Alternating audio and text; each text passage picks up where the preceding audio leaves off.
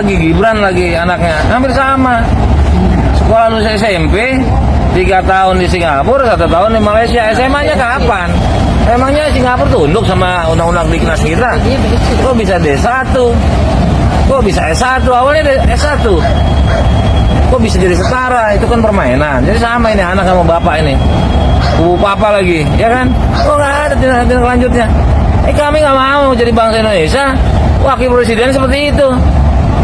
Biadab. Kurang ajar itu tulisannya itu. Ngapusin. Kok nggak malu dia memimpin kita? Sekolahnya tuh nggak jelas. Tujuan kami SMP ini Undang-Undang Informasi Publik, hubungan tentang KIP, tentang keterbukaan informasi publik, itu adalah hubungan antara pejabat publik dan publik, bukan lapor polisi.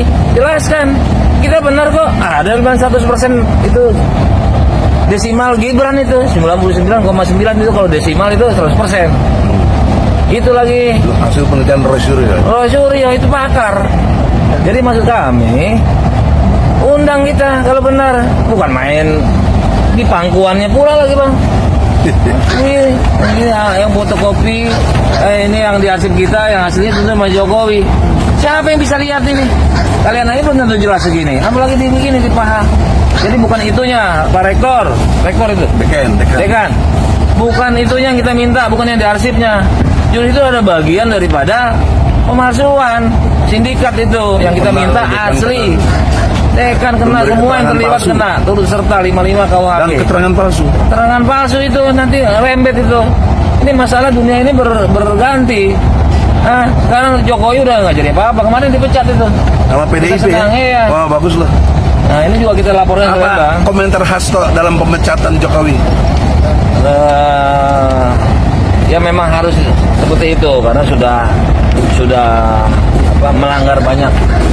Sudah hianat, dijadikan presiden 2 kali, di ujungnya hianat. Malah anaknya yang pakai jurus MA, MKR, MK.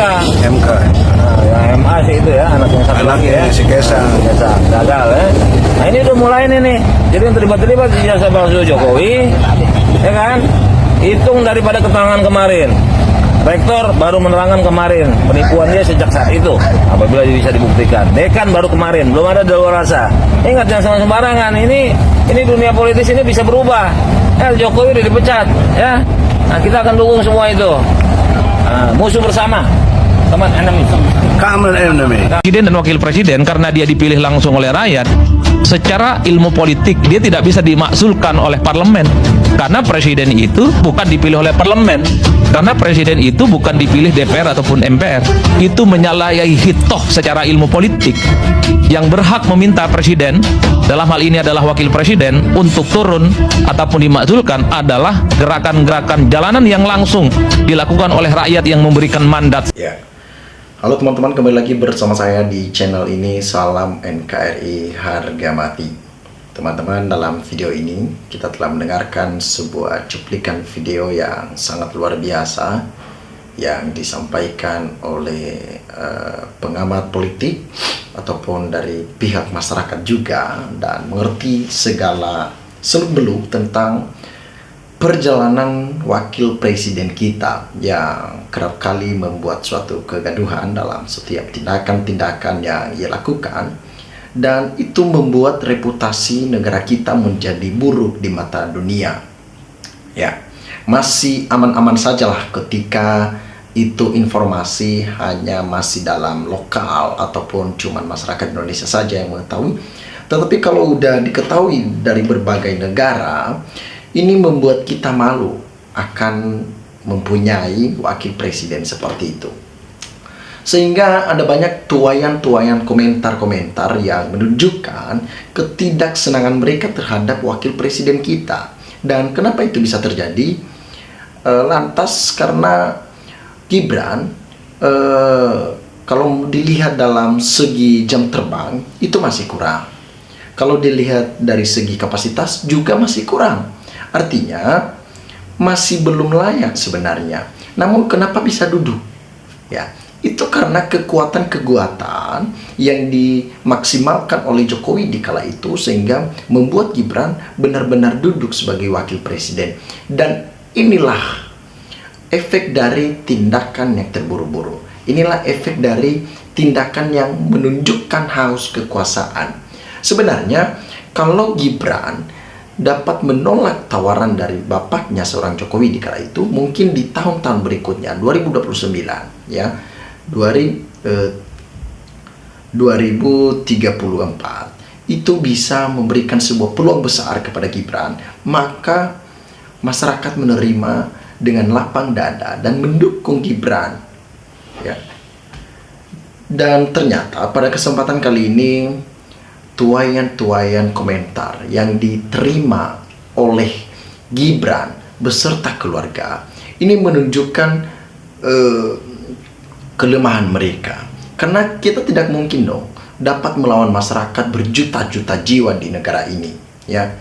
Disampaikan di sini, ayo cepat diganti saja. Ini kan cukup membuat Gibran malu ya. Dia duduk bukan karena kemauan masyarakat ya. Kalau seandainya ini kemauan masyarakat, tidak mungkin ada masyarakat yang meminta Gibran turun dari jabatannya. Kalau benar-benar masyarakat memilih Gibran ya, mungkin adalah yang memilih Gibran, tetapi ada juga yang tidak. Itu dia. Lucunya sekarang, kenapa tidak ada masyarakat yang menginginkan turunkan Prabowo? Tidak ada yang mengatakan seperti itu. Karena mereka tahu bahwa Prabowo memang benar-benar layak dan tepat untuk duduk di sana. Lain dengan Gibran, itu beda lagi ceritanya, bro. Ya, beda lagi ceritanya.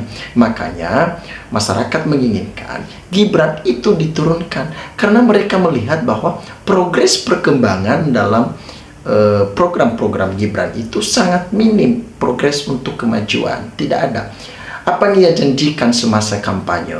Dia menjanjikan bahwasanya akan membuka lapangan pekerjaan sehingga angka pengangguran itu makin minim nantinya. Apakah sudah terrealisasi? Juga masih belum. Inilah masyarakat bertanya-tanya, kapan lagi bro? Kapan lagi akan Anda melaksanakan dan merealisasikan semua program-program yang telah Anda janjikan di depan jutaan masyarakat Indonesia? Disampaikan lagi di sini, sekalian periksa juga ijazahnya Gibran. Jadi makin merembet kemana-mana. Kenapa? Ini karena ketidaksenangan mereka dengan mempunyai wakil presiden seperti itu. Ya, apalagi ketika viral dulu ya.